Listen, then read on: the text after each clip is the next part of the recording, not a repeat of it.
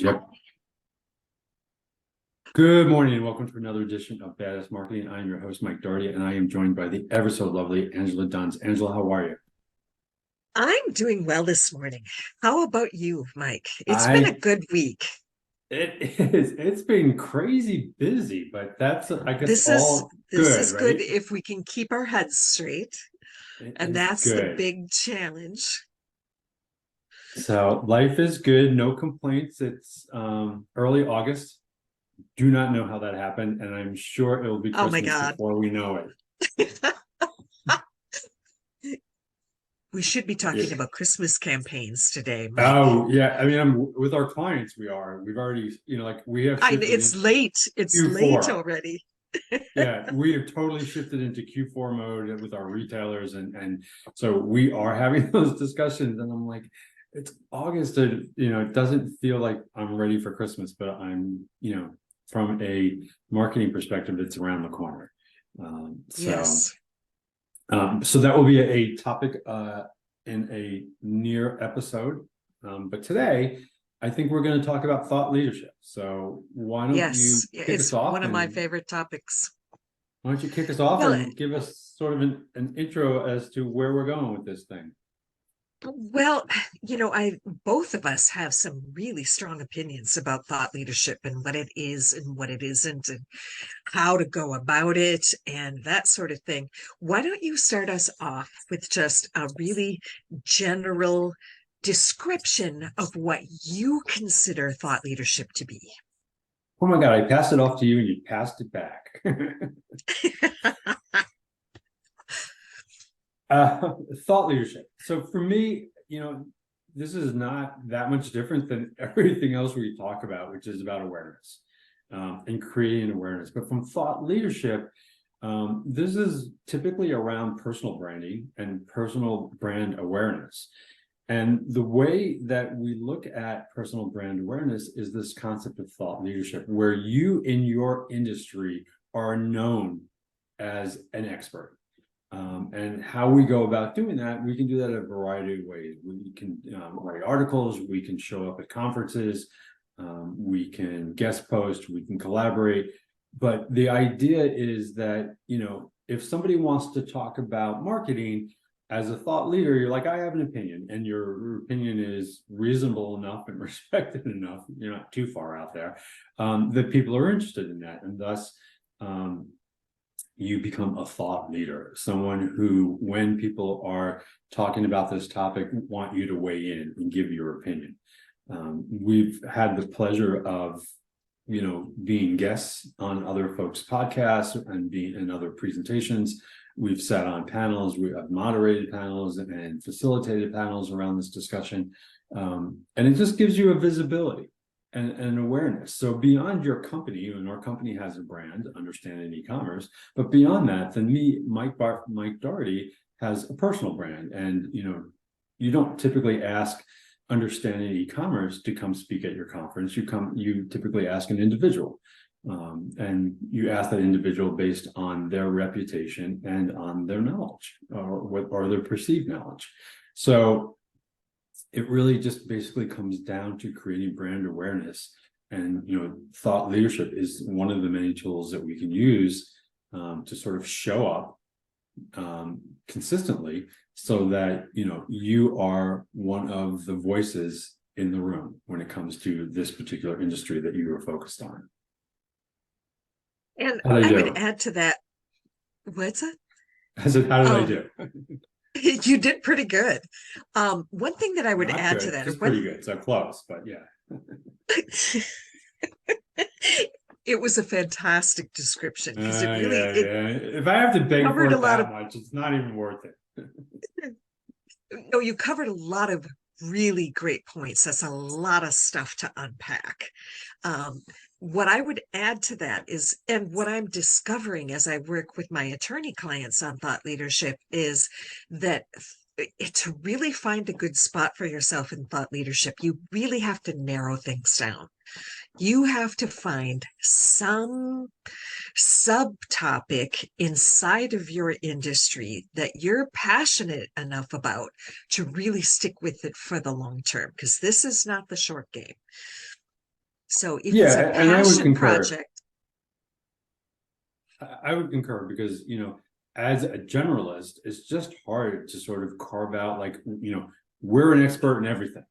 And it's next to impossible to do that and to be that I run person. away from those kind of people. Yeah. But I mean, I would say, I look at someone like Gary Vee and say, here's a sort of a thought leader, broad range of topics around Very true. marketing. So he's established it. So people do it, but it's, like he has a team of, I'm guessing hundreds of people that support him and support his content and support his promotion. And he's probably spending a fair amount of money. He's making a lot of money, don't get me wrong. But, this is an undertaking when you look at someone like a Gary Vee, where, like, that's an operation. And for most small businesses or solo entrepreneurs or service providers, that's just not realistic. And it's actually not, he is in the business of marketing himself. Where when we're talking about thought leadership, we're talking about creating this brand awareness or personal brand awareness to promote your other business. We're using you and your expertise because you're promoting your business or, your organization. So, sort of the difference between a thought leader where the thought leadership is their business, which I would say Gary Vee is an example of where thought leadership is his business. That's what he is, versus the type of thought leadership where you are known in in a niche circle of, if you're a lawyer, you're not known as the lawyer for all people, because you just can't be, but you might be a specialist in some niche area, whether it be personal injury, or succession planning, something like that. So, creating, I would agree, sort of this niche approach is probably a good place to start. You can always expand it later, but to find where are you putting, your stake in the ground to claim that you are the expert in this particular area. Right. And with attorneys, I think it's really important because even if you're in IP or succession planning, there are so many subdomains. I met a succession planning attorney, and his specialty really was family run businesses, legacy businesses. And he kind of stayed in that lane. And so he talked about those family dynamics and leaving a legacy. And it really made it so much easier for him to communicate exactly what they did, whether you had a family-owned business or not. And he's able to develop expertise around that particular topic, which is what the thought leadership is developing the expertise. And I'm assuming, I don't know your client, or I may know him, but based on this discussion, I don't know him. But I'm assuming, therefore, he is now known for these particular issues within succession planning. Yes. So in his Or circles, is attempting to become more known for it, because he's talking to and you. he's doing a really good job. When he goes to meetings for M&A or estate planning, that sort of thing, he's known as the expert for family-owned businesses. And so, let's use him for a minute as a bit of a case study. How long has he been practicing, do you think? I'm going to say between 10 and 15 years at least, Okay. maybe a little bit longer. And do you know when he sort of narrowed his focus to this particular topic? Has it always been this, or? I think the way it happens is pretty organic. For him, you start working on something, you get into it, you dive super, super deep, you do a great job, you untangle the whole web of family dynamics and get things taken care of from a business point of view. You do such a great job working with different generations that they refer you to somebody else. And, you get 3 to 5 years down the road and you find out, oh my gosh, this is what I'm doing. This is what I've become an expert at because I've been doing it for so long. So I think in some cases it gets to be very organic. And then how much, what they say is, I just looked it up, that's why I wasn't paying attention. But I wanted to get the stat versus doing it off the top of my head. But the concept is, to be an expert, you have to have 10,000 hours under your belt. Yes. right? So, Mastery. right. So what does it take to be a thought leader? How do we get to that? How long, like, can I decide to be a thought leader today and be a thought leader tomorrow as a result? I mean, like, what are we talking? How do we get there? Well, you can decide to be a thought leader today, but unless you have, I would say it takes a good 10 years of experience to really, you know, ah, when I first started my business, my first mentor said, Angela, it's going to take you 3 years to figure out what your business is. And I'm like, no, no, no, no, no. I'm on the fast track. I know what my business is today. And seriously, he was right. And Hmm. I am still defining and redefining and narrowing what it is that I do in my business. So you can't be a 2-year-old business, and unless it's really a narrow, narrow niche that you just accidentally fell in at. Like there And, are people and on and then Tik. externally, nothing has changed, right? Because I mean, one of the factors for us in marketing is that things are forever moving. So even if we had that expertise, if we stopped today, we would be, in 6 months, we would You'd be be, lost. yeah, we would just be irrelevant because we wouldn't be current. So in addition to sort of having all that history or all of that, time into the industry, you need to continue to evolve because depending on the industry, unless it's an industry that hasn't innovated in a very long time, and very few of us have that luxury. The rest of us need to constantly sort of update. We have discussions around generative AI, which is something that, like, I think, it's a great buzzword, but I think 6 months ago it probably didn't exist, in the general consciousness. So, Right.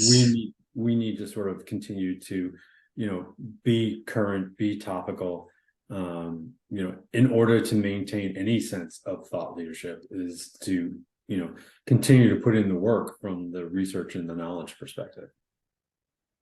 Right. And to pick a niche that's narrow enough so that you can really examine all the different parameters as new technology comes out, as new developments come out, so that you can look at how they affect this little tiny lane that you hung your hat on. And, in the example of your lawyer succession planning friend, you know, he needs to be aware of, new law changes that are going into effect, tax regulations that will have implications on his current, you know, client base, things like that. So he needs to constantly be updated and making sure that as a thought leader, he's abreast of what's going on and the changes within, his particular sector.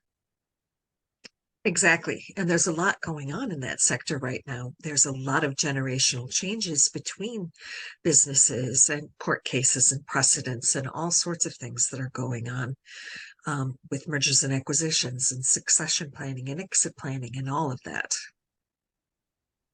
So, if somebody wants to take this approach where, I want to develop thought leaderships, where do they start? I think defining what your area is going to be and defining it as narrowly as possible.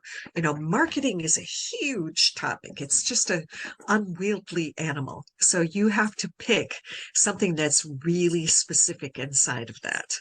Um, you know, my topic is LinkedIn, and LinkedIn is still a super large animal.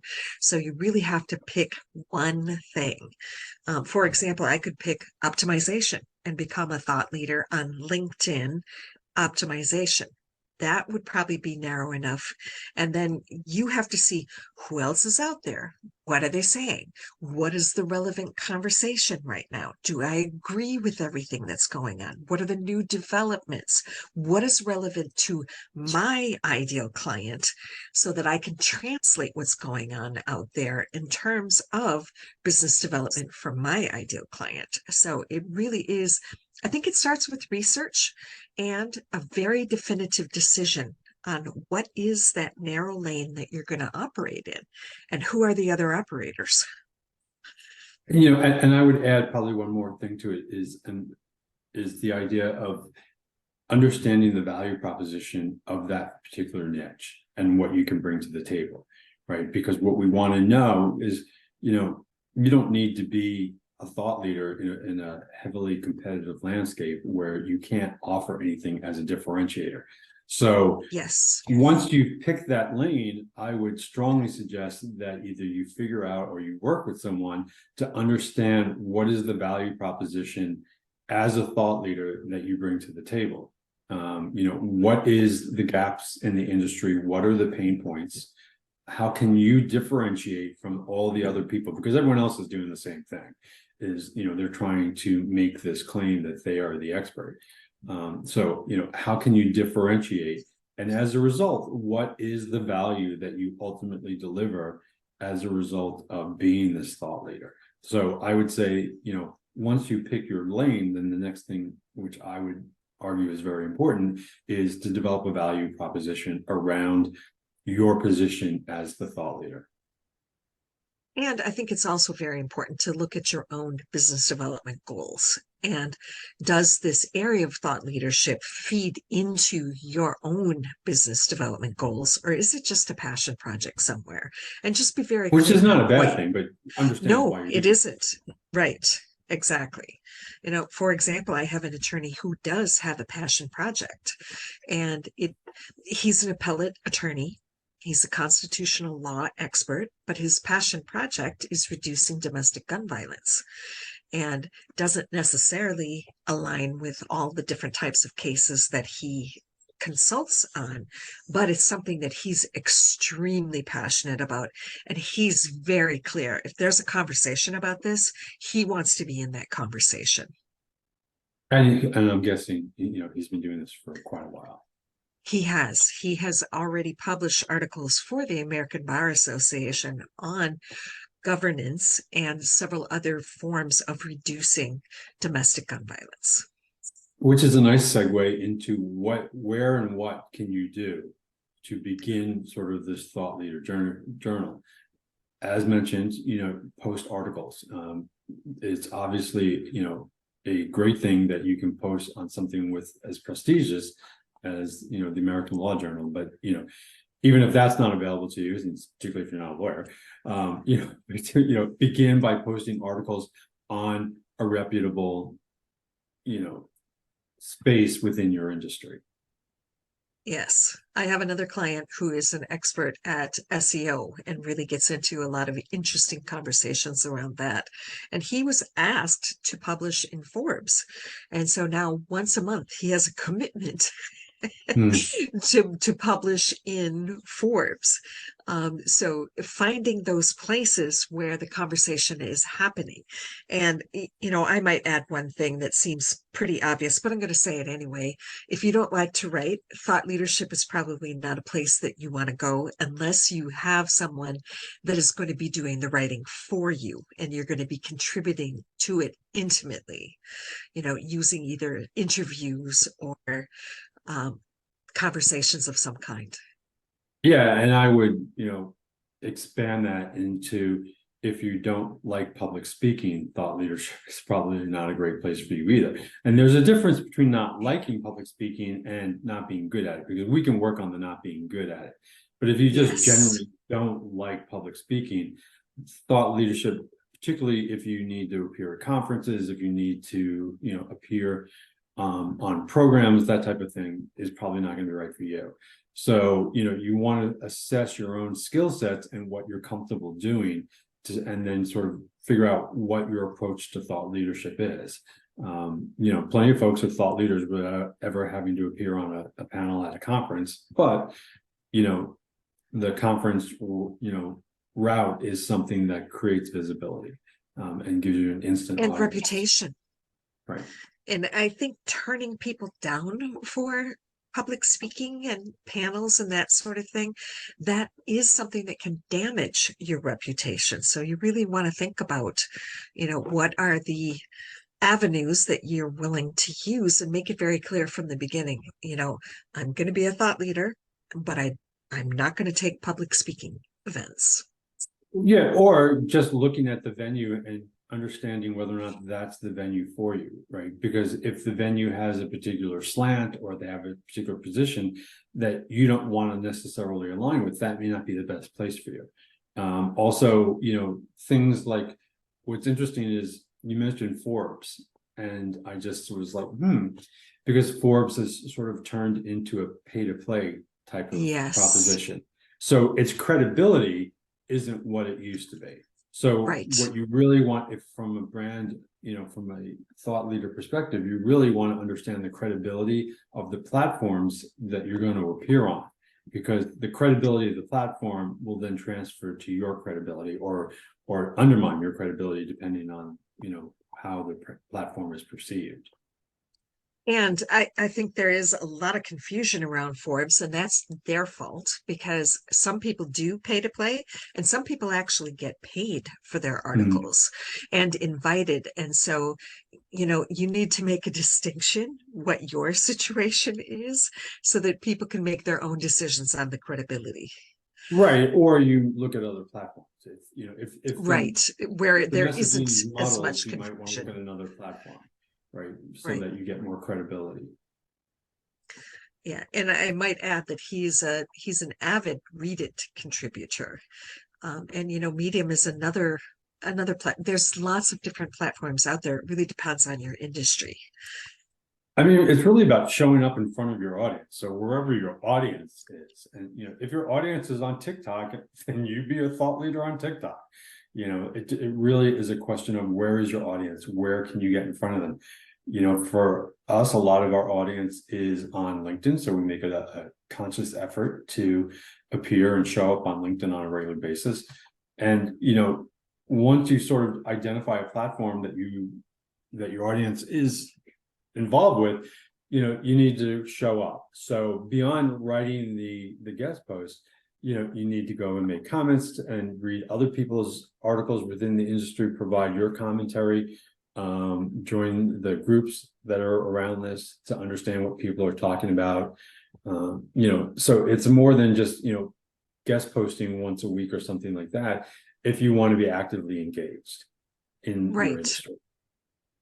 And you mentioned panels, and I really think that panels are a fantastic place for you to sort of differentiate yourself.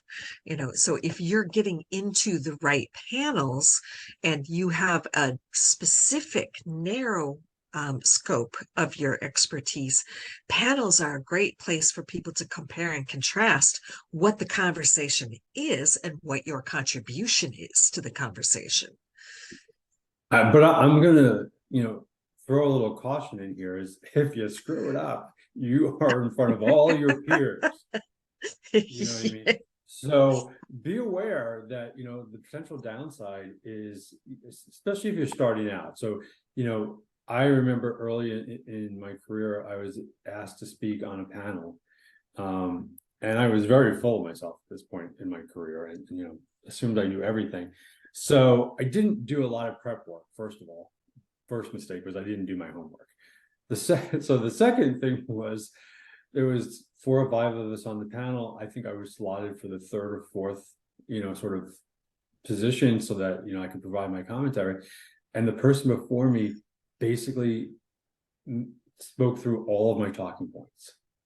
So, they turned it over to me and like, what do you got? And I'm just like, nothing. I got nothing. Because, basically the person before me had used all my talking points. And because I hadn't done my homework, I didn't have anything else to fall back on. So, be aware that, when you seek out a platform and you seek out visibility, you may get it. And if you don't do a good job, that might hurt you. So by all means, make sure you're prepared, make sure you've done your homework, make sure that you have, numerous potential talking points in case the person before you gives them all away, which in my case they had.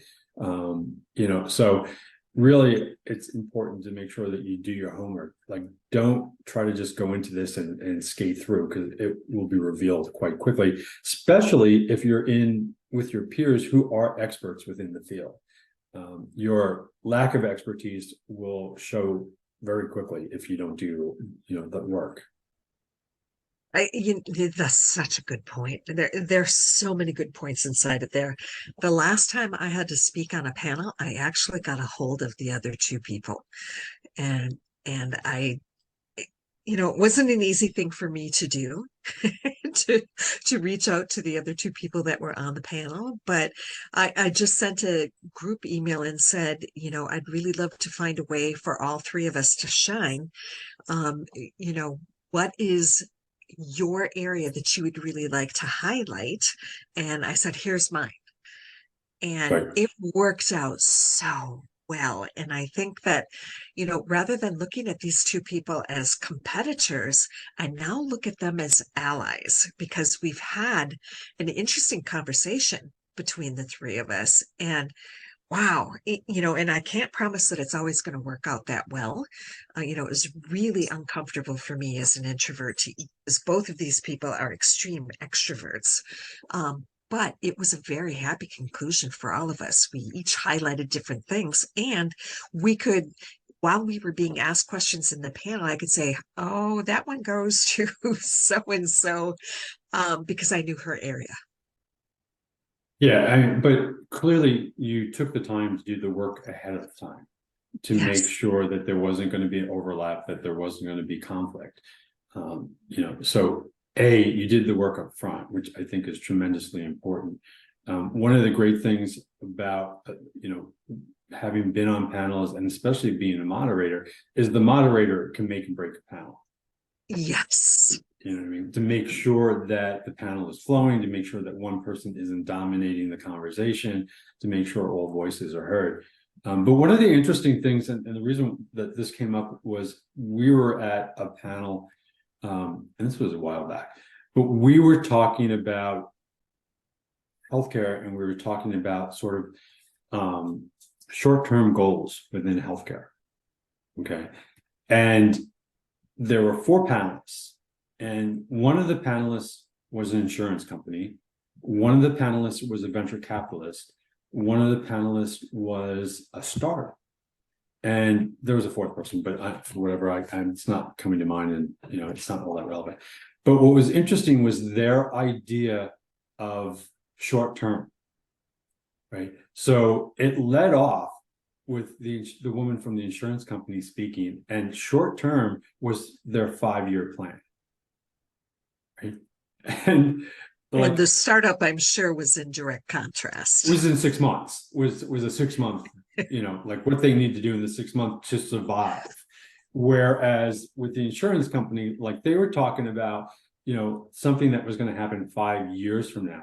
And what was very interesting about that was these are people that are talking to each other and trying to do deals with each other, but we're operating on different timelines. And that's one of the frustrating things that, especially as a startup, I don't have 5 years to get this, to market, right? I don't have that kind of bandwidth. It has to happen in the next couple of months, before my cash runs out. And, to sort of get that urgency across to a big organization that is typically looking on timelines between 5 and 10 years, is quite difficult.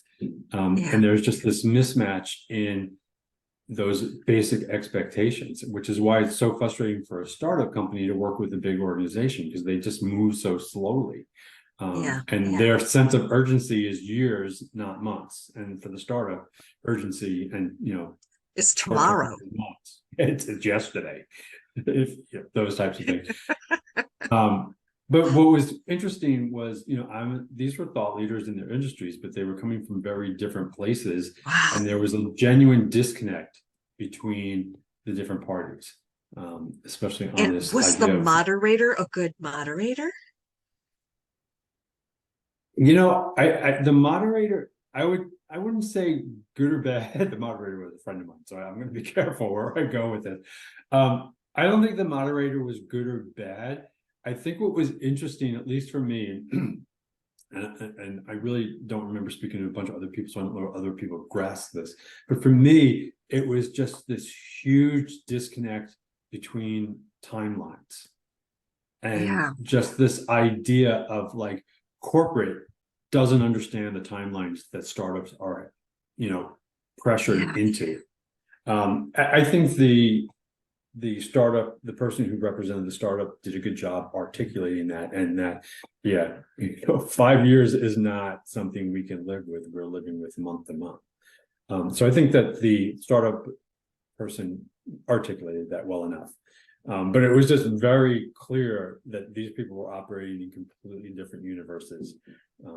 And the insurance company was like, what do you mean? What? Like it just wasn't even That's in register on their, their consciousness that, they could never do anything in 6 months. It wouldn't get through committee in 6 months. It doesn't happen right. that way.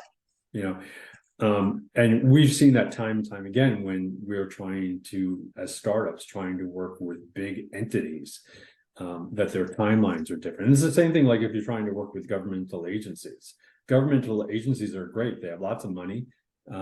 They always pay, but they take forever and they're really slow paying.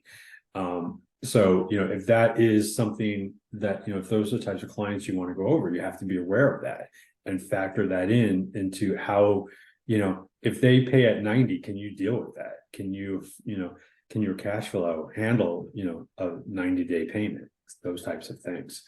But it was interesting just to see the disconnect between the expectations. Well, and this goes back to the whole idea of being in the right conversations and speaking the same language. You have to make it very clear, what your timeline is and why it's that way. It's such an interesting thing, and it obviously made an impression on you.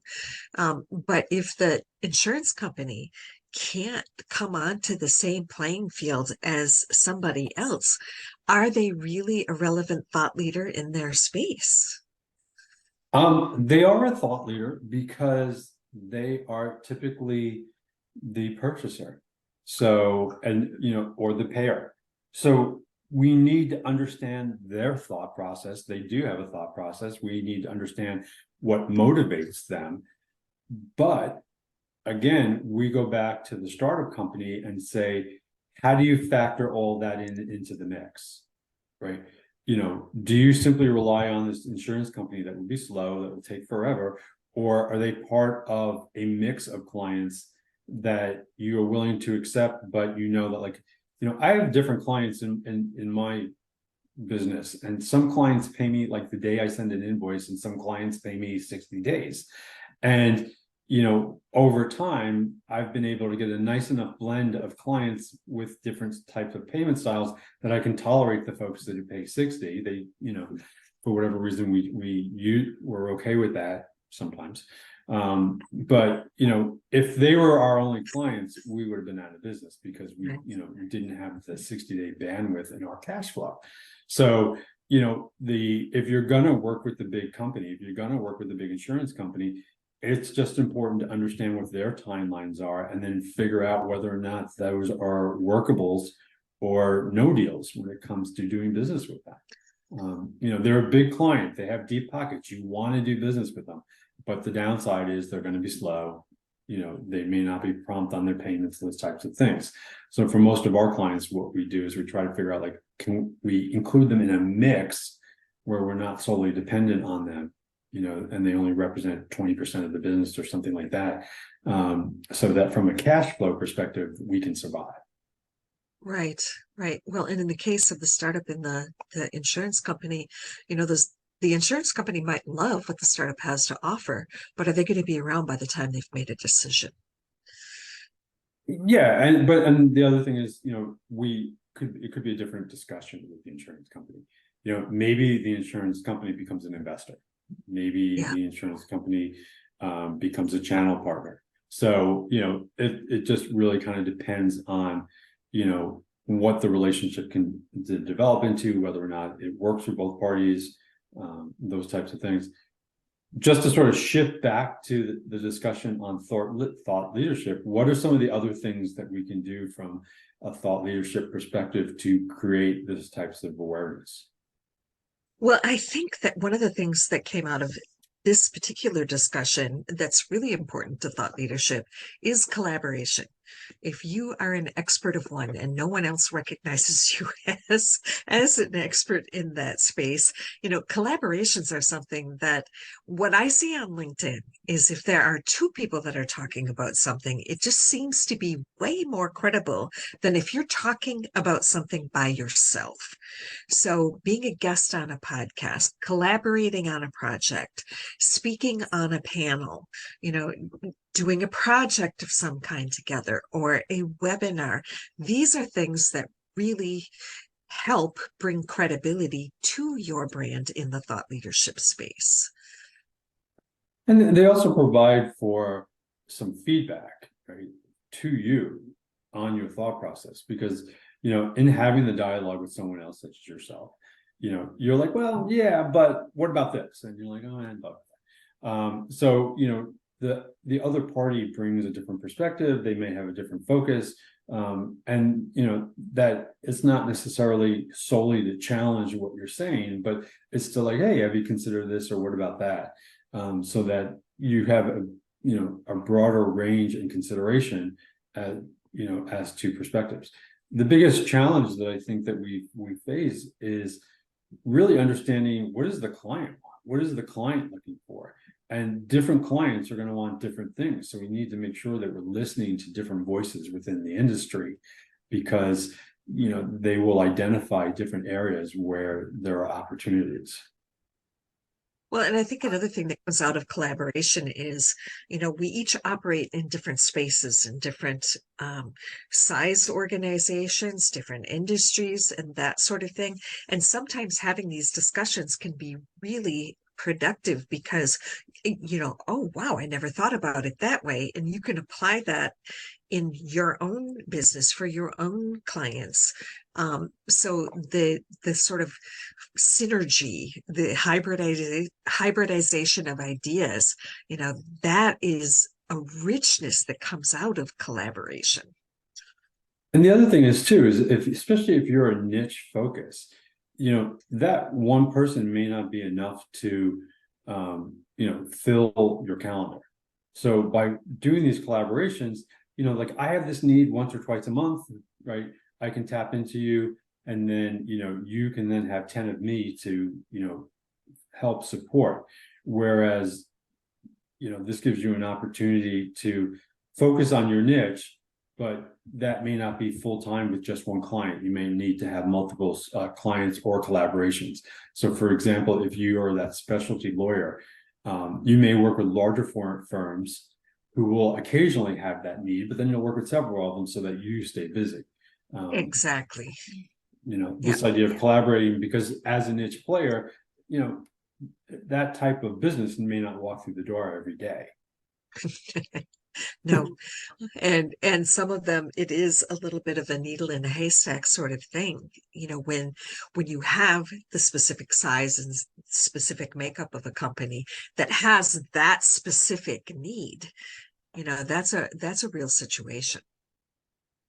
So, we've talked about, from a, awareness perspective, conferences, speaking on panels, writing, podcasts, right? So there's lots of opportunities to show up.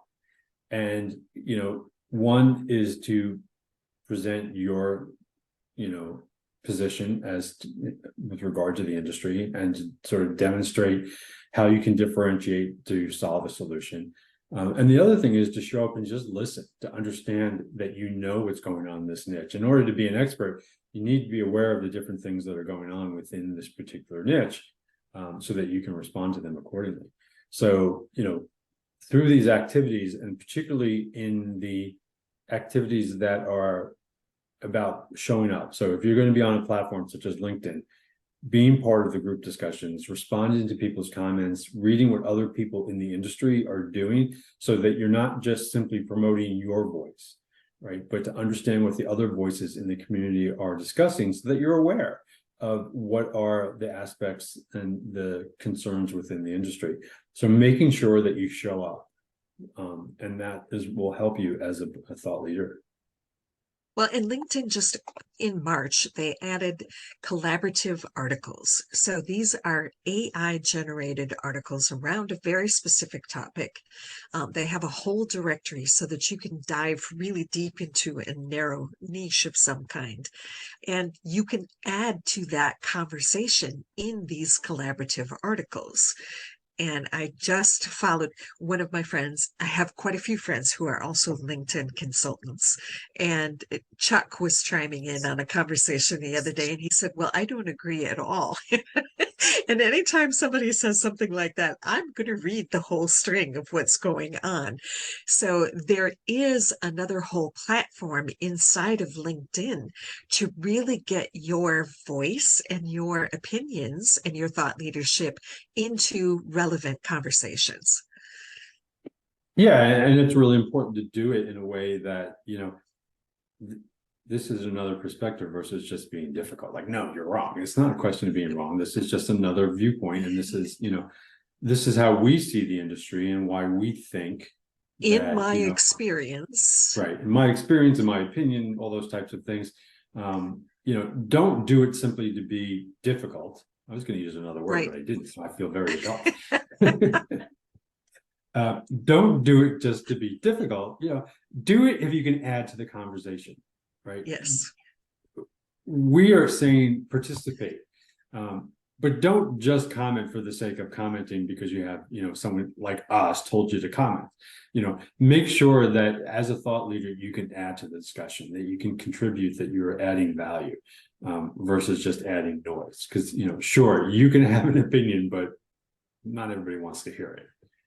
Well, and the collaborative articles are very unique because not everyone is invited to contribute to these articles. Now you can rate some of the responses if you'd like to participate, but you can't actually contribute content to some of these collaborative articles.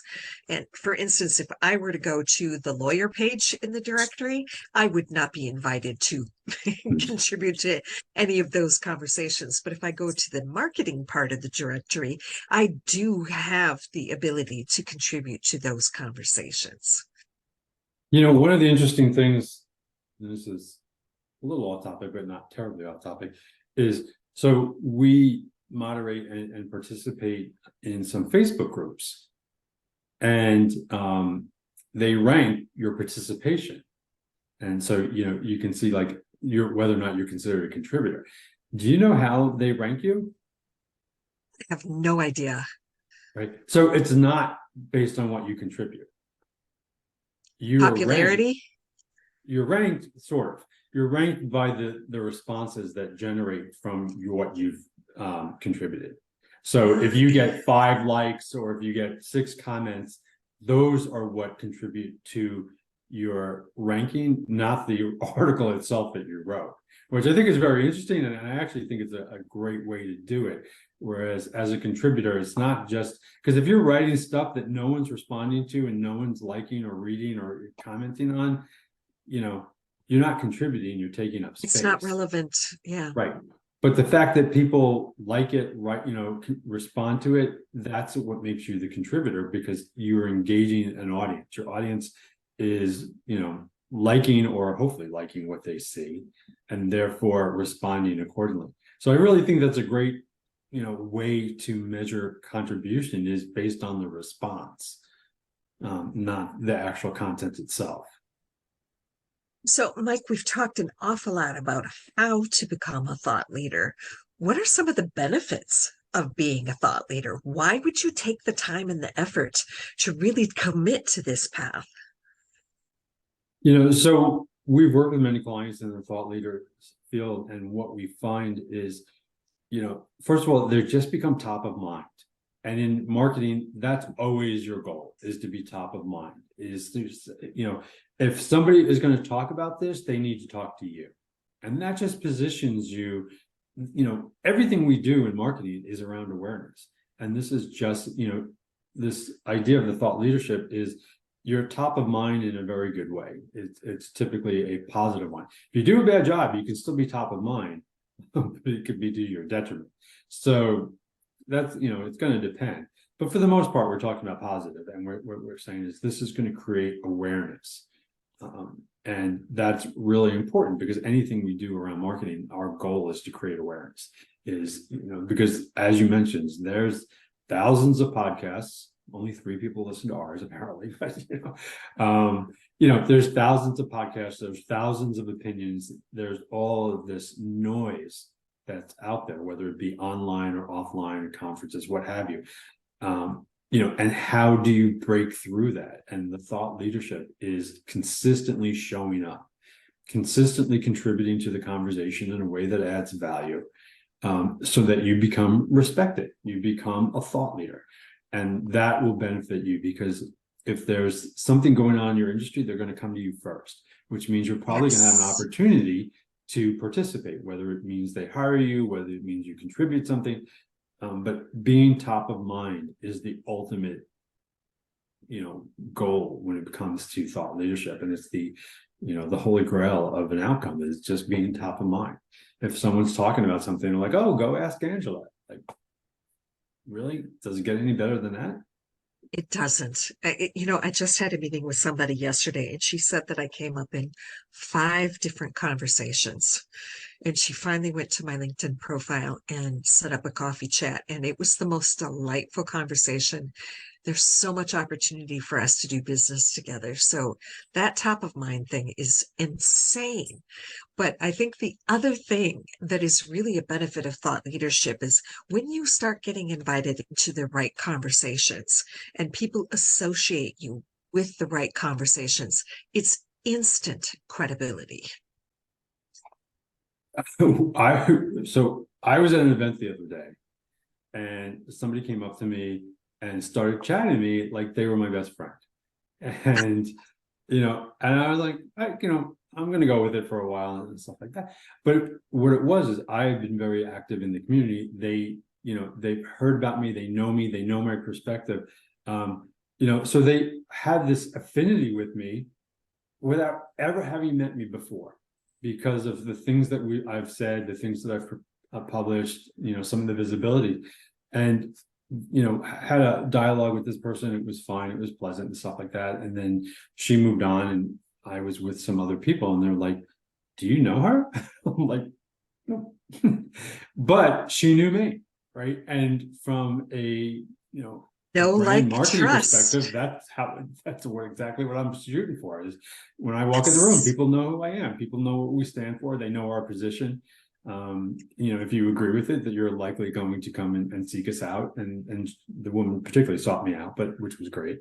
But it was just sort of funny, because it was like, and that's a very different world. But when you think of celebrities, right, those to some degree are thought leaders, because depending on what they're promoting, but this idea of people think they know them, and people Yes. think that they're so they feel they can approach them, and depending on how you respond to that, you can either solidify that for them, or you can destroy it.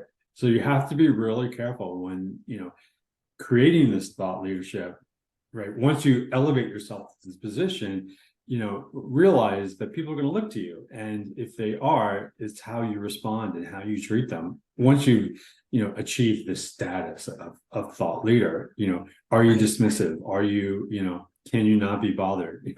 This woman was very pleasant. And like I said, you would think we'd been best friends for a very long time. And, I want to be really careful that when I respond to her, that like, I don't undermine that. Like, who the hell are you? I've never met you, that kind of thing. Well, and who do we do business with? People that we like and trust and feel comfortable with. Right. Who do we refer to? We refer to people that we trust, people that we know. Yes.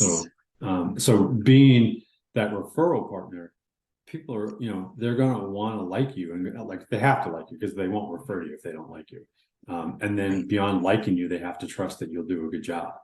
So there's, creating this know, like, and trust kind of concept. And then Thought leadership following will help you through do on that. that. And following through, right? Because you can set yourself up and position yourself, but if the follow through is not there, you won't stay there very long. Yes. So How do we want to wrap this up in a nice big Barbie bow? Or look, you're going back to last week's theme. How relevant of you. I mean, I think the way to wrap this up is, if you want to be a thought leader, first of all, understand your skills. Are you comfortable with public speaking? Do you like to write? Those types of things, because, you will have to get your messaging out there. I'm going to go back to one little piece before we move on.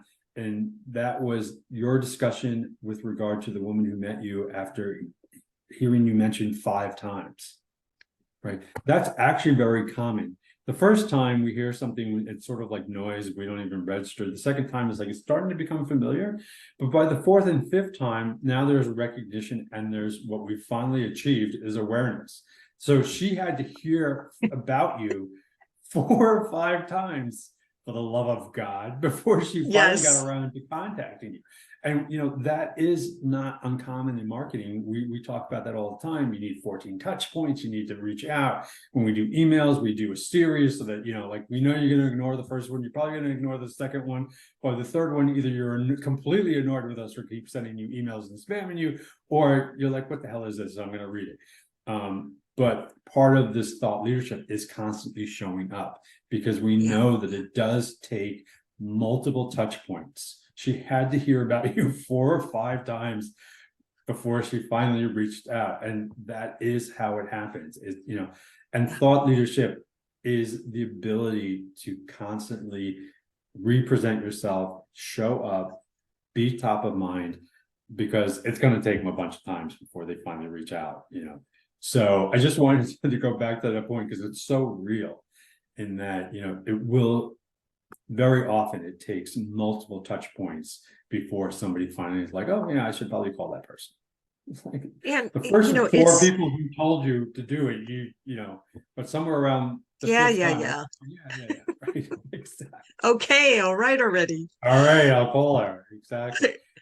So I just wanted to go back to that, because I think it's so true and relevant that thought leadership does allow you the opportunity to create these multiple touch points, which are necessary to create this awareness that we're seeking. So to wrap this up, I think to understand what thought leadership is, it's an opportunity to position yourself within your industry as an expert. It's very difficult to be an expert for all things. So therefore, as you suggested, we should probably niche it down a bit so that you can be an expert in a specific field where people will be, versus trying to be a generalist. There are plenty of opportunities to be a thought leadership. You can go to conferences, you can speak, you can write, you can appear on podcasts, you can get an article written in Forbes, whatever it is, there's lots of opportunities. Once you get there as a thought leadership, it's really important to be engaged in your industry. Are you contributing comments? Are you listening to the dialogue of other people, especially if they have a different perspective from you, to understand really what's going on in your industry? The challenge that we often have is we align with a position and we just sort of do what we call push marketing. We just send it out, push it out, right? And then hope that someone resonates with it, where the idea of the opposite is pull marketing, where people come to us because they hear what we're talking about and they are attracted to us versus us having to self-promote all the time. So making sure that once you are part of this thought leadership approach, that you're engaged, that you're responding, you're listening to different views, you're collaborating.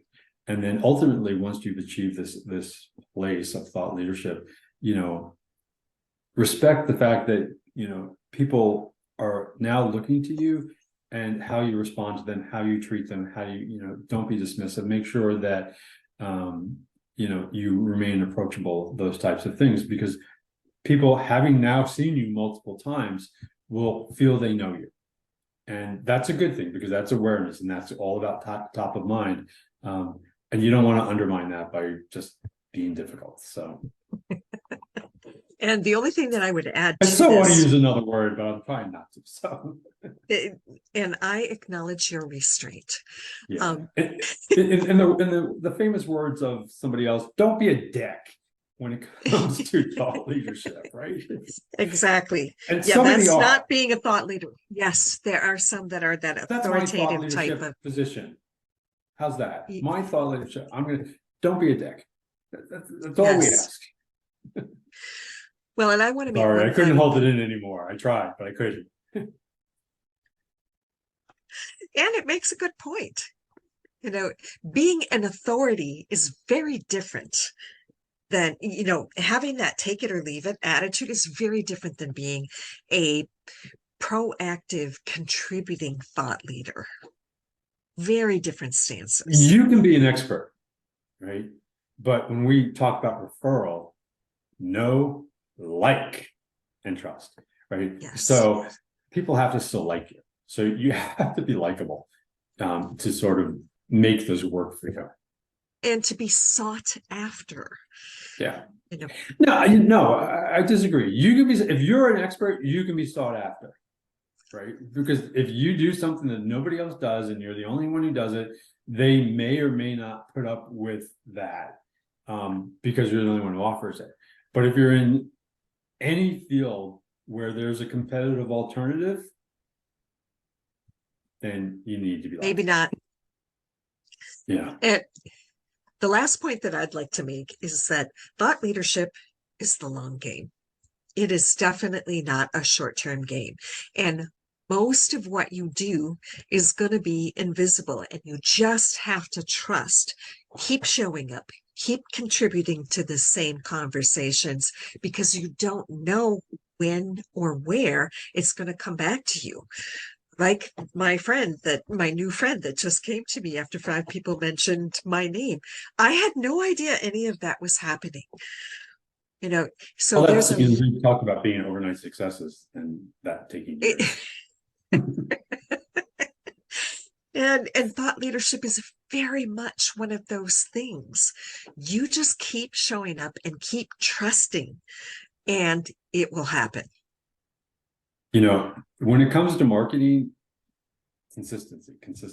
Yes. Be there, show up, respond, be respectful, but participate versus just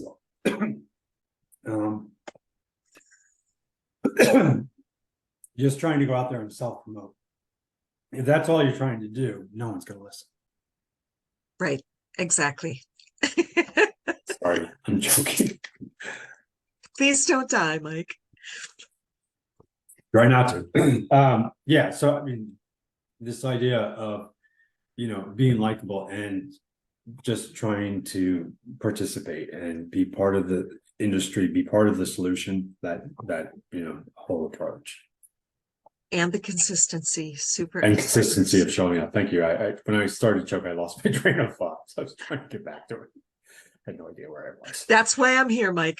Thank you. I appreciate that. So Angela, thank you for your participation. Thank you for consistently showing up. You are quite the thought leader. What are we going to talk about next time? Oh boy. I'm going to have to give that some thought. It's just going south from here. So we're going to wrap it up because apparently it's not getting any better. We're going to wrap it up. We appreciate you listening. We appreciate you participating. If you like what you hear, leave a comment below, like us, do all those types of things. We do read our comments and we will respond. Thank you. Bye, everybody. Bye, everybody.